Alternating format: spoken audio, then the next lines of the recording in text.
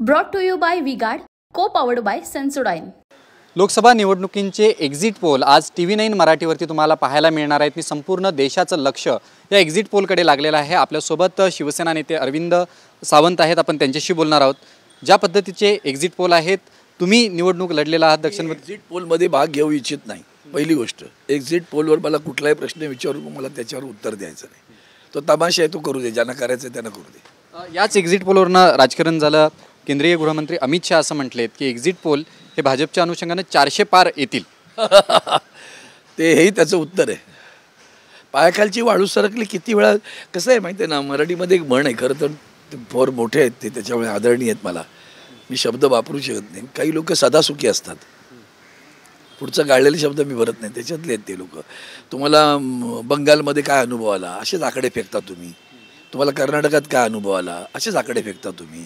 मग कमी जास्त झालं तर तुम्ही काय काय काम करता, किती काळे बाजार करता, किती घोडे बाजार करता, किती पैशाचं, म्हणजे देशाला नासवण्याचं काम भारतीय जनता पार्टीने केलं। देखिए, उनका काम है अफवाह से गर्मी बढ़ाना और हमारा काम है माहौल को ठंडा रखना। हमारा नेता कैसा हो जो माहौल को रखे ठंडा वैसा हो। अब की बार वी गॉट एयर कूलर का चमत्कार। पैशाचा वापर होत नव्हता असं कधी म्हणणार नाही मी, पण ज्या पद्धतीनं PM care fund, Electral bond आणि आत्ता जे काही निवडणुकांमध्ये त्यांच्या त्या महायुतीचे उमेदवार वाटत होते, ते पाहिल्यानंतर धसकाच बसतो आमच्यासारख्यांना। बापरे, मी निवडणूक आपलं क्षेत्र राहील का असं वाटायला लागतं। विजय वडेट्टीवार असं म्हणतायत की इंडिया आघाडीचं सरकार येईल आणि पंतप्रधान हे राहुल गांधी असणार आहेत। इंडिया आघाडीचं सरकार येईल याच्याबद्दल दुमत असण्याचं कारण नाही। 100% इंडिया आघाडीचं सरकार येते दिल्लीमध्ये। राहिला प्रश्न पंतप्रधान कोण होणार, ही सगळ्या आघाडीतली नेते असते, त्यांचं स्वाभाविक ते काँग्रेस पक्षाचे अध्यक्ष आहेत म्हणून म्हणतायत। आणि त्या शेवटी कोण व्हावं हे आघाडीतील सर्व नेते एकत्र बसतील।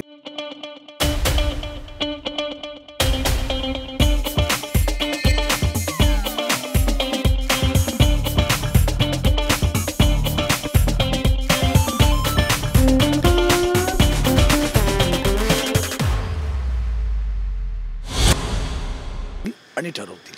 ज्या पद्धतीनं आता हे एक्झिट पोल असतील किंवा जसं जसं लोकसभा निवडणुकीचा निकाल जवळ येतोय, तसं पाहायला गेलं तर महाराष्ट्रातील मंत्र्यांमध्ये काही अस्वस्थता पाहायला मिळते, थेट नाराजी व्यक्त केली जाते छगन भुजबळांच्या माध्यमातून।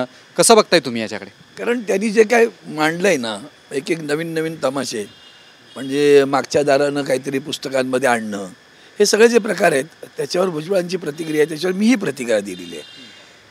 कदाचित ती मागे पुढे असेल, त्यांच्याही अगोदर मी दिली आहे प्रतिक्रिया ती।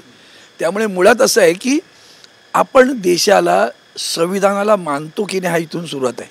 आणि म्हणून जो आरोप होत होता निवडणुकांमध्ये की संविधान पायदळीत उडवलं जातं आहे, त्याचे ते जी काही पावलं उचलत आहेत ती सातत्यानं तुम्हाला असंच दिसत राहील की पाटल्यादारानं काहीतरी करत राहायचं।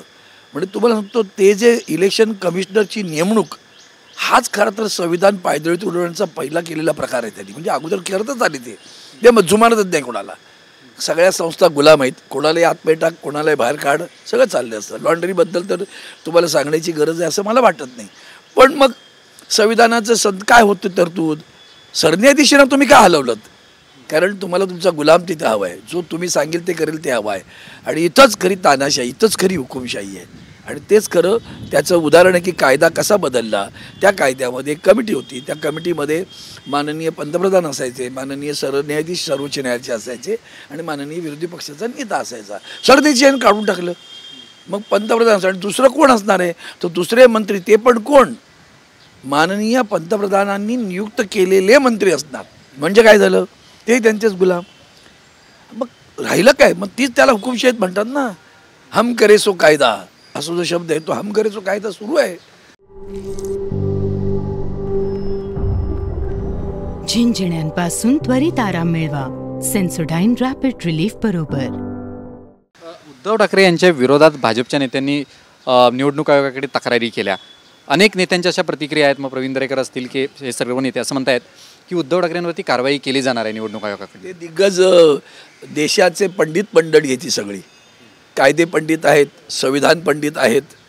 खरं तर आदरणीय उद्धवजींचं कौतुक करायला पाहिजे होतं.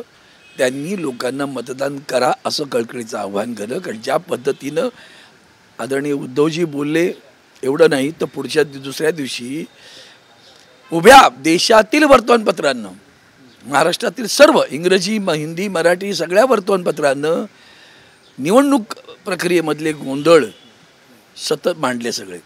त्याच्यामध्ये असलेल्या कमतरता, त्याच्यामध्ये झालेला त्रास, मतदारांना मतदान करू नये म्हणून करण्यात आलेली वेगळी स्ट्रॅटेजी, हे सगळं उघडकीस आलं आहे ना. आणि ते जेव्हा त्यांच्या नजरेस कुणी आणून दिलं तेव्हा म्हणाले ठिया दराड पण मतदान करा. कारण देशाचे आयकॉन भारतरत्न सचिन तेंडुलकरांना देश सरकारनं पुढे आणलं होतं इलेक्शन कमिशनने, मतदान करा.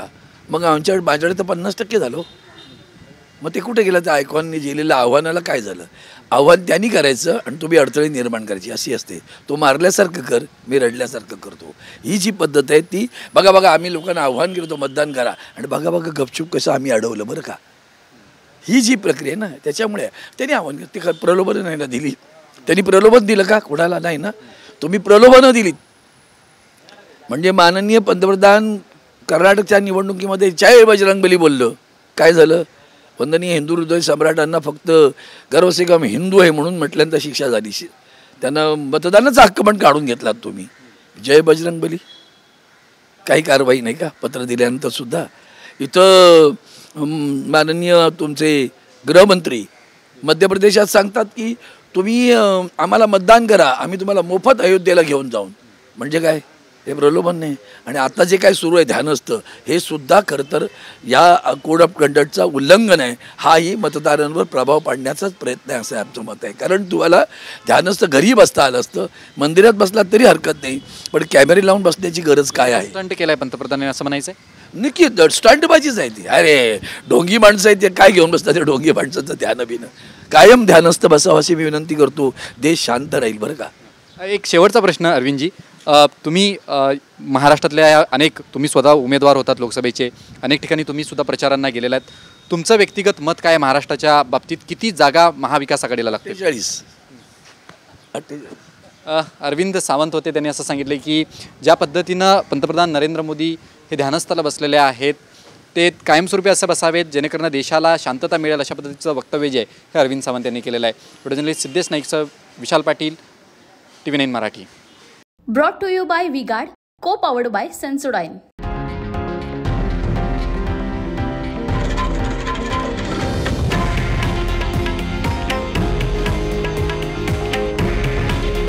हे आहे देशातील नंबर 1 न्यूज नेटवर्क आणि आपण पाहत आहात TV9 मराठी. काळजी तुमची, हित महाराष्ट्राचं.